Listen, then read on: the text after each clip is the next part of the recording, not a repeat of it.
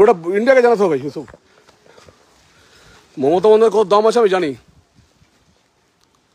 আপনাদের প্রথমে একটা অনুরোধ করছি, আজকে আমি ইলেকশন কমিশনারকে যে এরা ইসি অফিস আমার ইভিএম অফিসের সামনে ইভিএম এর ওখানে দাঁড়িয়ে দাঁড়িয়ে ইভিএম এর বক্স ভাঙানোর চেষ্টা করছে, এবং পশ্চিমবঙ্গকে বলি এখনই এতগুলো পুলিশ দুপুর বেলাতে সমস্ত পুলিশ তার সমস্ত গাড়িপত্র নিয়ে চলে আসছে যে ওরা মেশিন চেঞ্জ করবে।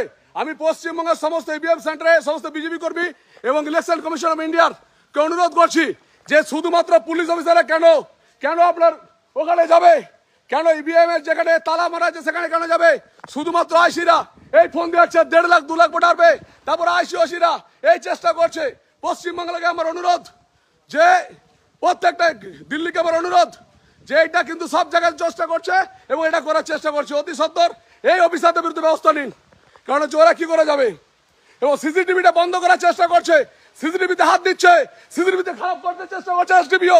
এখানে অ্যাডিশনাল এসপি মানে শুভেন্দু দা আপনাকে বলছি, এখানে অ্যাডিশনাল এসপি সিসিটিভি খারাপ করার চেষ্টা করছে।